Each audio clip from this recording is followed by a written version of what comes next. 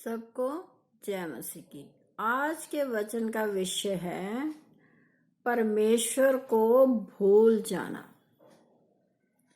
आज बहुत से इंसान क्या है, परमेश्वर को भूल चुके हैं। वो मसीह परिवार में पैदा हुए लेकिन परमेश्वर से अलग होकर अपने जीवन को व्यतीत कर रहे हैं।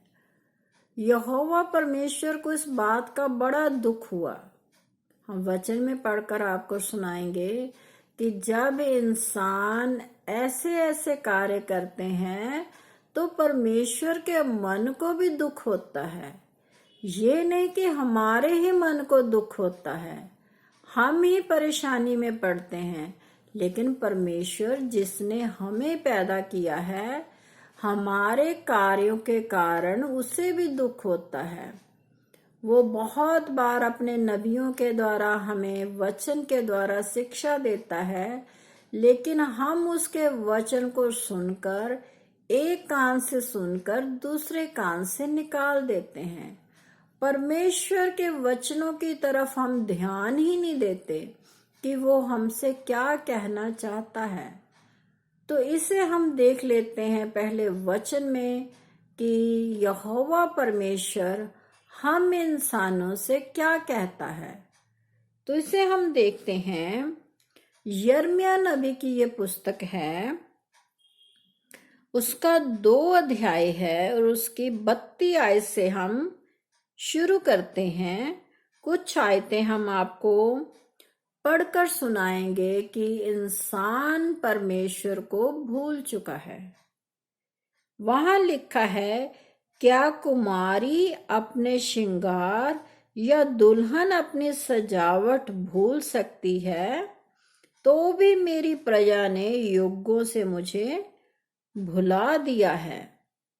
वहां लिखा हुआ है कि क्या कुमारी, जो लड़कियों की शादी नहीं होती उसे क्या है, कुमारी कहा गया है। वहां लिखा हुआ है कि क्या कुमारी अपना श्रृंगार, जैसे आप जानते हैं कि जब बच्चे थोड़ा सा जवान हो जाते हैं तो वो क्या है, अलग अलग तरह से अपने आप को सजाते हैं।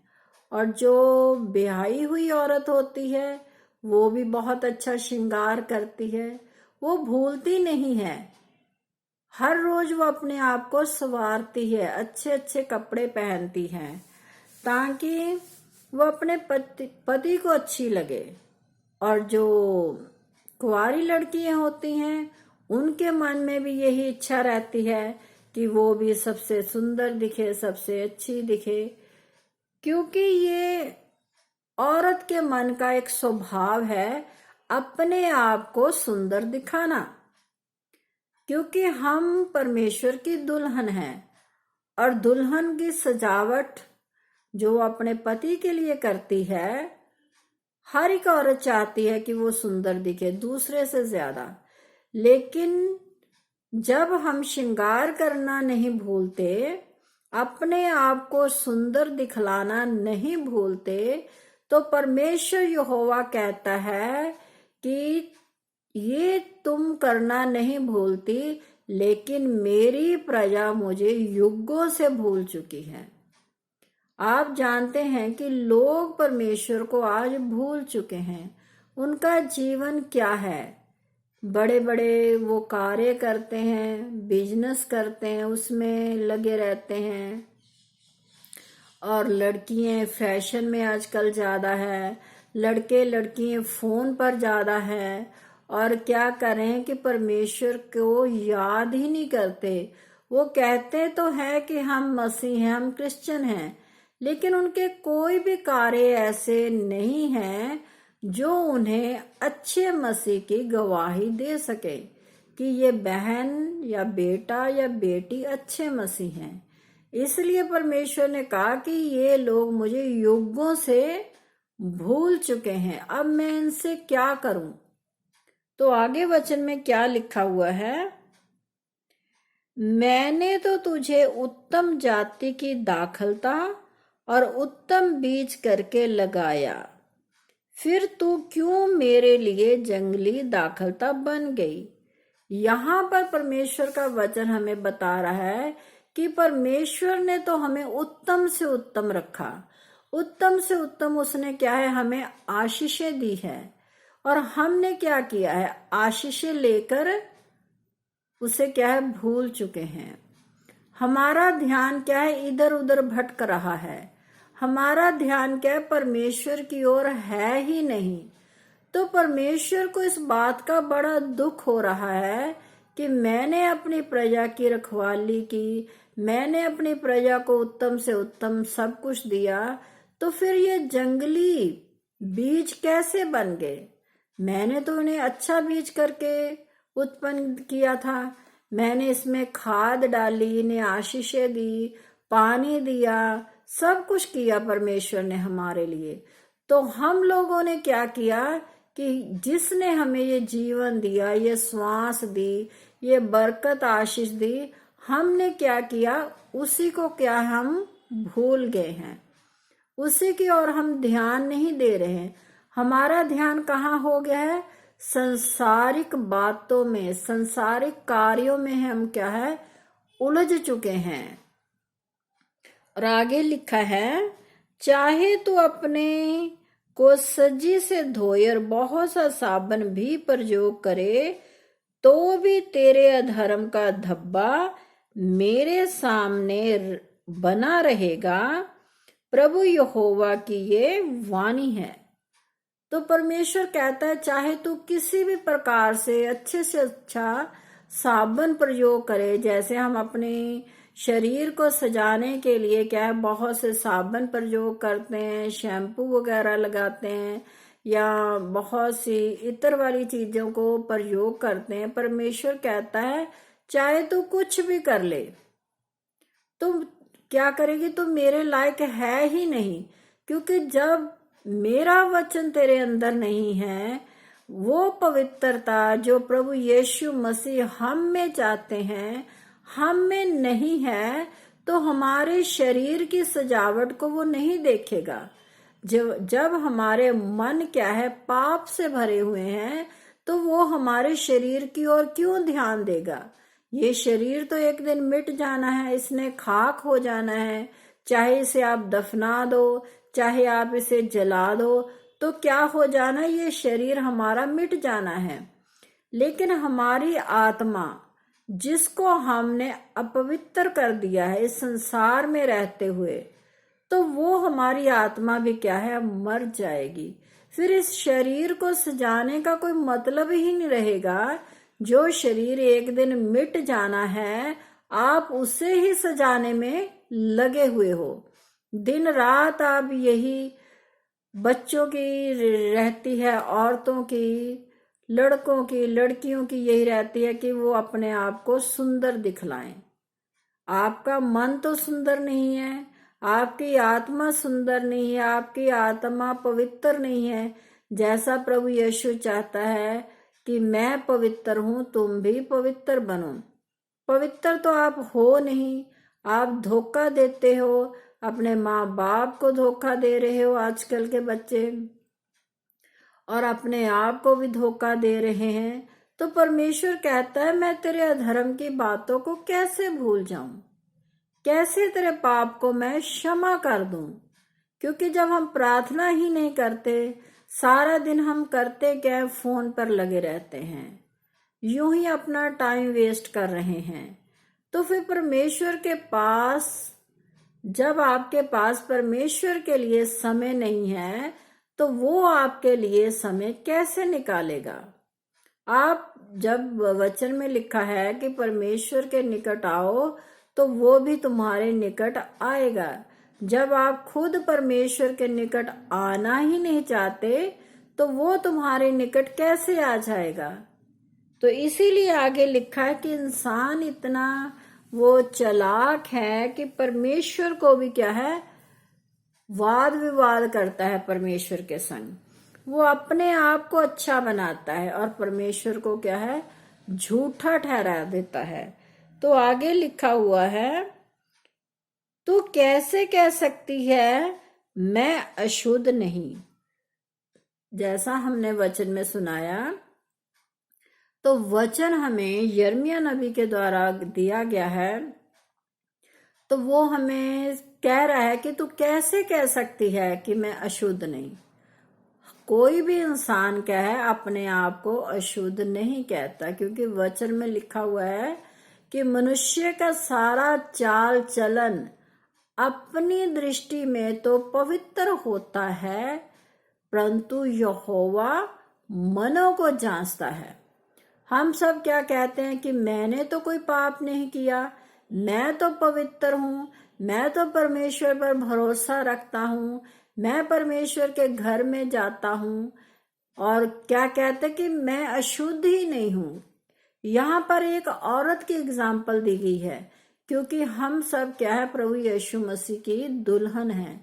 तो इसीलिए वचन हमें क्या है, एक औरत के जरिए दर्शाता है कि हम करते क्या हैं। हम लोग चाहे भाई हैं चाहे बहन है, तो हम कर क्या रहे हैं। वो कह रहे कि हम तो अशुद्ध है ही नहीं। कोई भी इंसान अपने आप को ना तो पापी ठहराता है और ना ही अशुद्ध ठहराता है। तो आगे लिखा है, मैं बाल देवताओं के पीछे नहीं चली। तो वहां क्या कहता है, जब परमेश्वर से उससे बातचीत हो रही है, वो साफ साफ मुकर रही है कि मैं तो बाल देवताओं के पीछे नहीं चली। जैसे हम किसी को कुछ कहते हैं कि तूने ऐसा किया है, तो वो क्या साफ मुकर जाता है। ऐसे ही इंसान क्या परमेश्वर को धोखा दे रहा है, परमेश्वर के साथ झूठ बोल रहा है। वो कहता है कि मैं तो बाल देवताओं के संग चली नहीं, जिसकी मनाही परमेश्वर ने वचन के द्वारा हमें कही है। आप सब जानते हैं, आप सबको अपना जीवन पता है कि हम बाल देवताओं के संग चलते हैं कि नहीं, क्या हम उनके त्योहारों को मनाते हैं कि नहीं। ये मैं आप सबको पता है, अपना अपना जीवन। तब भी इंसान क्या कर रहा है, मुकर रहा है, परमेश्वर से झूठ कह रहा है। तो परमेश्वर आगे उसे क्या कहता है, तराई में की अपनी चाल देख और जान ले कि तूने क्या किया है। तो परमेश्वर कहता है, पहले वो मुकर गया इंसान कि मैंने तो ऐसा नहीं किया। जैसे आज भी बहुत से लोग क्या है, हिंदुओं के त्योहार मनाते हैं, फिर कहते हैं नहीं नहीं हमने तो नहीं किया, ये तो यूं ही है, हम समाज में रहते हैं तो समाज के संग हमने क्या है चलना है, इसलिए हम उनके त्योहारों को ऊपर ऊपर से मना लेते हैं, लेकिन अंदर से हम क्या करते हैं, अंदर तो हम प्रभु यीशु का नाम ही लेते हैं। बहुत से लोग ऐसा ही कहते हैं कि हम वहां जाते हैं, लेकिन अंदर क्या करते हैं, प्रभु यीशु का नाम लेते हैं। तो वहां परमेश्वर साफ साफ बता रहा है उन लोगों को, क्या तू तराई में नहीं गई, जहां उनके देवी देवताओं की उपासना की जाती है, उन देवी देवताओं को मनाया जाता है। परमेश्वर कहता है क्या तू वहां नहीं गई। तो अब क्या है, परमेश्वर उसको बता रहा है, उसको दिखा रहा है कि तूने झूठ बोला, और मैं तुझे बताता हूं कि तू कहां कहां गई है। तू वेग से चलने वाली और इधर उधर फिरने वाली सांडनी है। तो परमेश्वर ने उसे कहा तू वेग से चलने वाली, मतलब तेजी से चलने वाली क्या है, सांडनी है। जैसे सांडनी क्या है, एक जानवर है जिसकी एग्जाम्पल परमेश्वर ने दी है कि तू उसके समान है, तू सब कुछ करती है, लेकिन क्या है, मुकर जाती है। सारे काम तू बड़ी तेजी से करती है, फिर क्या है, पल भर में क्या है, मुकर जाती है। और आगे देखिए क्या लिखा है, वे कांट से कहते हैं तू मेरा बाप है। काठ क्या है, मूर्ति है, किसी भी प्रकार की मूर्ति हो सकती है, किसी भी देवी देवता की मूर्ति हो सकती है। तो उसे वो क्या कहते हैं कि कांट की मूर्ति से तू, वो कहते हैं तू मेरा बाप है। यहाँ साफ लिख दिया कि परमेश्वर को छोड़कर वो क्या है, कांट की मूर्तियों को, सोने की मूर्तियों को, मिट्टी से बनी हुई मूर्तियों को क्या कहते हैं, तू मेरा बाप है। आप उसको अपना बाप कह रहे हो। जब प्रभु यीशु मसीह आपका बाप है, तो जो कांट की मूर्ति बनी है उसको भी आप अपना बाप कह रहे हो। तो आप सोचिए, जिस इंसान के दो बाप होते हैं उसे क्या कहते हैं? पंजाबी में बहुत गलत लफ्ज यूज किए जाते हैं। जो जिसके दो पिता होते हैं उसको गलत निगाह से देखा जाता है। किसी भी इंसान के दो पिता हो उसे गलत निगाह से ही देखा जाता है। माँ बेशक दो हो जाए तो उसे इंसान क्या है, इतना अहमियत नहीं देता। अगर किसी इंसान के, किसी औरत के दो पति हो या किसी बेटे या बेटी के दो पिता हो तो उसे इंसान क्या है, बुरी नजर से ही देखते हैं। और पत्थर से कहते हैं तूने मुझे जन्म दिया है, तो वो क्या है, पत्थरों से कह देते हैं कि तूने मुझे जन्म दिया, तूने मुझे पाला पोसा है, तूने मेरी हिफाजत की। वो क्या है, उनके आगे सजदा करते हैं। जो महिमा उनको परमेश्वर को देनी चाहिए वो महिमा वो किसको दे रहे हैं? एक काठ की मूर्त को, एक सोने की मूर्त को, एक क्या है, मिट्टी की मूर्त को वो महिमा दे रहे हैं। इस प्रकार उन्होंने मेरी और मुंह नहीं पीठ ही फेरी है। तो वहां परमेश्वर का वचन बता रहा है कि इस प्रकार उन्होंने मेरी ओर अपना मुंह नहीं किया। क्योंकि जब हम झूठे होते हैं तो हम किसी का सामना नहीं कर सकते। तो हम परमेश्वर का सामना कैसे करेंगे जब हम झूठे हैं? जब हमने सभी उन त्योहारों को मनाया है तो हम परमेश्वर की कचहरी में दंड के योग्य ठहरेंगे। क्योंकि परमेश्वर से कुछ भी छिपा हुआ नहीं है। आज इस संसार में रहते हुए हमने क्या किया? लोगों को खुश करने के लिए, अपने रिश्तेदारों को खुश करने के लिए हमने परमेश्वर की ओर मुंह नहीं बल्कि पीठ दिखा दी है। हमने उसके जो वचन है उनको पीठ दिखा दी है कि हमने उनको माना ही नहीं। हमने परमेश्वर के वचनों की ओर क्या है, ध्यान ही नहीं दिया है। इसलिए जब न्याय का दिन आएगा तो परमेश्वर भी हमारे साथ ऐसा ही करेगा। तो वचन में जैसे प्रभु यीशु मसीह कहते हैं, जो मनुष्य के सामने मेरा इनकार कर देगा तो मैं भी अपने स्वर्गीय पिता के सामने उसका इनकार कर दूंगा। जो मुझे मान लेगा मैं भी अपने स्वर्गीय पिता के सामने उसे मान लूंगा, उसे ग्रहण कर लूंगा। तो जब आपने मनुष्यों के सामने परमेश्वर के वचन को टाल दिया है, परमेश्वर के वचन को माना ही नहीं है, आपने क्या किया है? आपने अपने रिश्तेदारों को खुश किया है, आपने समाज को खुश किया है, आपने बहुत से ऐसी बातें कर दी हैं जो जानबूझकर की है। जब वचन में लिख दिया है कि तेरी बात हाँ की हाँ और ना की ना हो, जो इससे अधिक होता है वो क्या है, झूठा होता है। तो जब परमेश्वर को आपने लोगों के सामने उसका इनकार कर दिया तो वो भी अपने पिता के सामने आपका इनकार कर देगा। तो जैसे वचन में वहां लिखा हुआ प्रभु यीशु मसीह कहते हैं कि मैं उस समय कह दूंगा कि मैंने तुम्हें कभी जाना ही नहीं है, कुकर्म करने वालों मेरे सामने से दूर हो जाओ क्योंकि मैंने तुझे कभी जाना ही नहीं है। वहां वचन में आप पढ़ सकते हैं कि बहुत से लोग कहेंगे कि हे प्रभु यीशु मसीह, मैंने तो तेरे नाम से दुष्ट आत्मा को निकाला, मैंने तेरे घर में बहुत सा दान दिया, मैं तो तेरे वचन पर चला, मैंने तो वो हर कार्य किया जो आपने मुझे करने के लिए कहे थे। लेकिन प्रभु यीशु मसीह क्या कहते हैं? वो वहां कहते हैं, साफ साफ उन्होंने कह दिया कि मैं इन लोगों को जानता ही नहीं हूं। जब उसका वचन हमारे पास है जिसको हम हर रोज पढ़ते हैं, हर रोज पढ़ने के बाद भी हम उसको भूल जाते हैं, उसके कही हुई शिक्षाओं को हम भूल जाते हैं, जो काम उसने हमें करने के लिए मना किया हुआ है, वही काम हम दोबारा दोबारा रिपीट करते जाते हैं, तो वो हमें क्या फल देगा। आप एक दुनियावी एग्जाम्पल को देखिए। अगर किसी का बेटा या बेटी हद से ज्यादा अपने पेरेंट्स को तंग करता है, तो माँ बाप भी उसे क्या है, बेदखल कर देते हैं। करते हैं अपनी जिंदगी से बहुत से माँ बाप।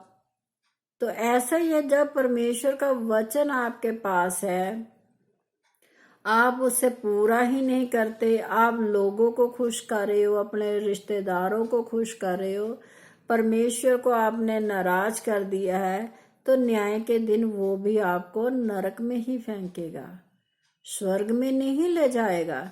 उस समय वहां कोई वाद विवाद नहीं होगा कि प्रभु जी मैंने तो ये मजबूरी में किया, प्रभु जी मैं नहीं करना चाहता था, मुझसे हो गया। तो वहां लिखा है कोई वाद विवाद नहीं होगा। जो कुछ भी है वो इस धरती के ऊपर ही है। जो हम कार्य करेंगे, जैसा वचन में लिखा हुआ है कि मनुष्य के कार्य उसके साथ हो लेते हैं।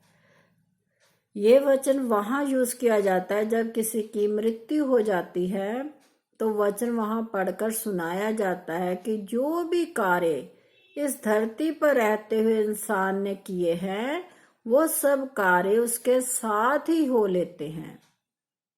क्योंकि अगर हमने अच्छे कार्य किए हैं तो हमारे अच्छे कार्य हमारे साथ जाएंगे, अगर हमने बुरे कार्य किए हैं तो हमारे बुरे कार्य भी आप हमारे साथ ही जाएंगे।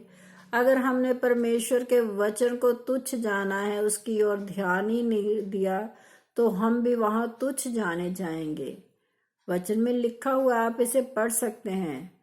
तो इसलिए परमेश्वर के वचन पर ध्यान दीजिए। जो वचनों के जरिए वो हमसे बातचीत करता है, उस पर आप ध्यान दीजिए और परमेश्वर के संग पूरी वफादारी के साथ चलिए। या तो उसको अपना लीजिए या उसको छोड़ दीजिए। क्योंकि हम एक भजन गाते हैं, हमेशा चर्च में गाया जाता है, या तो यीशु को अपना ले तू या कह दे उससे प्यार नहीं। तो आपके पास दो ही रास्ते हैं, या तो आप यीशु को अपना लीजिए या फिर कह दीजिए कि उससे प्यार ही नहीं है। वहां गए जो कुचला गया हमारी खातिर, क्या वो तेरा दीदार नहीं। जो परमेश्वर हमारी खातिर कुचला गया, क्या वो तेरा दिलदार नहीं है? क्या तू उससे प्यार नहीं करता? जैसे एक औरत का प्यार उसके पति के लिए होता है, वो सब कुछ छोड़कर किसको प्यार करती है? सिर्फ अपने पति को। अपने बच्चों